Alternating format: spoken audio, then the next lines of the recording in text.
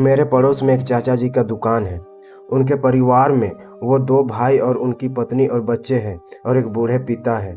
उन्हें सब छोटे चाचा जी कहा करते हैं और उनके पिताजी जो कभी-कभी दुकान पर आते हैं, उनका भी सब बहुत सम्मान करते हैं। ये छोटे चाचा तो अपनी दुकान से ही अपनी रोजी-रोटी चलाते हैं और इनके बड़े भाई एक फैक्ट्री में अच्छी पोस्ट पर कार्यरत हैं।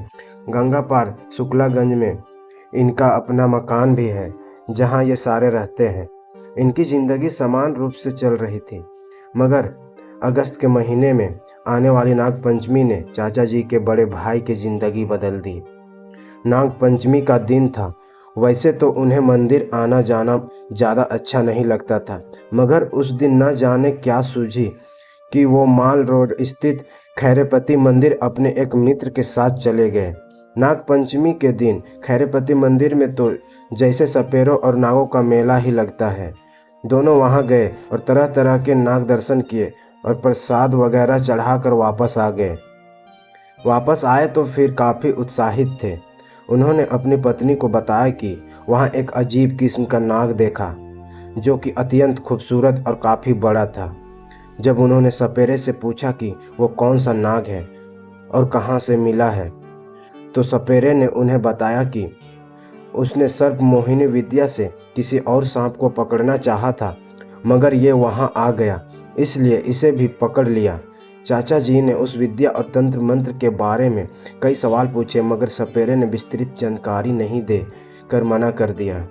चाचा जी के मन में ये सब सीखने की लालसा जागृत होने लगी। उन्होंने सपेरे से अपना शिष्य बनाने का आग्रह किया, मगर सपेरे ने यह कहकर टाल दिया कि वो एक सांसारिक पुरुष है, वो ऐसी वैरागी विद्या का दान उन्हें नहीं दे सकता। इस बात का उन्हें दुख तो था, मगर उनकी लालसा शांत नहीं हुई। वो प्रतिदिन किसी न किसी गुरु की तलाश में रहने लगे। कभी किसी के पास जाते तो कभी कहीं उन्हें बैठा हुआ देखा जाता था। समय और पैसा बर्बाद करने लग गए थे। वो कुछ लोभी उन्हें लालच देते थे तो कुछ शिष्य बनाकर इनसे अपना काम निकलवाते और चलते बनते। घर में चाची जी इनसे परेशान रहने लगी थी। एक दिन उन्होंने अपने ससुर से ये सारी बातें बता दी और उन्हें समझाने को कहा। परिणाम स्वरूप चाचा जी की अच्छी आरती हुई और फिर उन्होंने गुरु की तलाश और धन की व्यथा छोड़ दी और अपने सामान्य जिंदगी में वापस आ गए। लेकिन मन के किसी कोने में उनकी ये लालसा अभी भी पनप रही थी। कुछ दिन बीते। जब सब कुछ सामान्य हो गया, एक दिन चाचा जी गर्मी की वजह से छत पर सोने गए। अचानक रात के करीब 12 बजे वो अचानक छत से सीधा नीचे आंगन में आ गिरे। आवाज सुनकर सब दौड़े। चाचा जी बेहोश पड़े थे। सबने सोचा कि कहीं कोई चोर उचक्का तो नहीं है ऊपर जिसने इन्हें मारने की कोशिश की हो। छोटे चाचा ने ऊपर जाकर देखा तो वहां कोई भी नहीं था, सिर्फ रक्त की कुछ बूंदें पड़ी हुई थी। ऊपर चारपाई पर बिस्तर लगा हुआ था।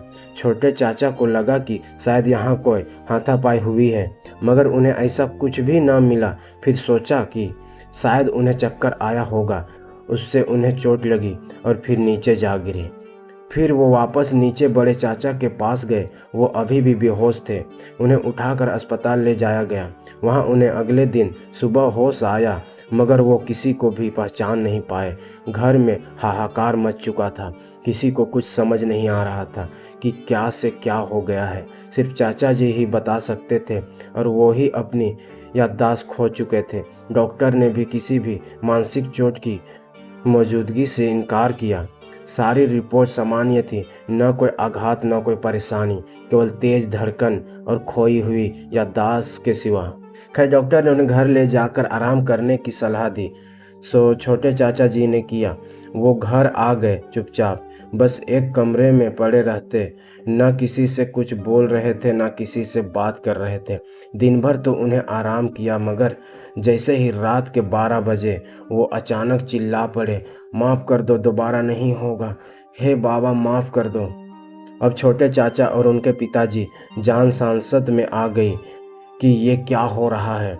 उन्होंने बहुत पूछा कि कौन बाबा, किससे माफ़ी मांग रहे हो, मगर उन्होंने कोई जवाब नहीं दिया और फिर बेहोश हो गए।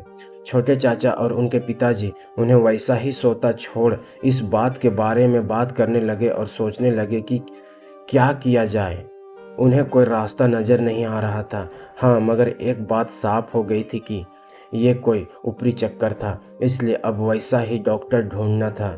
एक दो दिन ऐसे ही गुजरे। सारे दिन चाचा जी आराम से रहते और रात को माफ़ी मांगने लगते और इस तरह से चिल्लाते जैसे कोई उन्हें मार रहा हो। तीसरा दिन था। चाचा जी की दुकान पर एक साधु आया। बेटा, हम उज्जैन से हरिद्वार की यात्रा पर हैं, अपनी हस्ती के हिसाब से कुछ दान दे दो। अरे बाबा, माफ़ करो यार, मेरी वैसे ही हालत ख़राब है, आपको क्या दान दूंगा। चाचा जी ने माफ़ी मांगते हुए साधु से कहा, जैसी तुम्हारी इच्छा बेटा, लेकिन एक काम करो, यहाँ गंगा किनारे हमारे गुरुजी ने कुछ दिनों के लिए विश्राम शिविर लगाया है, चाहो तो बड़े भाई को वहाँ ले आओ, ठीक हो जाएगा। साधु ने शांत भाव से कहा। चाचा जी की आंखें चौड़ी हो गई। फिर सोचा शायद आप पास की किसी ने बताया होगा और फिर कुछ पैसे निकाल बाबा के पात्र में डालने लगे, मगर बाबा ने अपना पात्र हटा लिया और कहा, नहीं बेटा, हम तो वैरागी लोग हैं, हमें सिर्फ थोड़ा सा अनाज दे दो। चाचा जी ने कुछ चावल बिना तोले एक थैली डालकर दे दिए। वो साधु आशीर्वाद देता हुआ चला गया। फिर चाचा जी ने अपने घर पिताजी को फ़ोन किया और सारी बात बताई। उन्हें तो जैसे उम्मीद की एक रोशनी दिखाई दी। चाचा जी शाम से पहले ही अपनी दुकान बंद करके घर पहुंचे और फिर दान के लिए कुछ वस्तुएं ली, कुछ फल और थोड़ा अनाज। फिर वो दोनों बड़े चाचा जी को लेकर उसी विश्राम शिविर में पहुंच गए।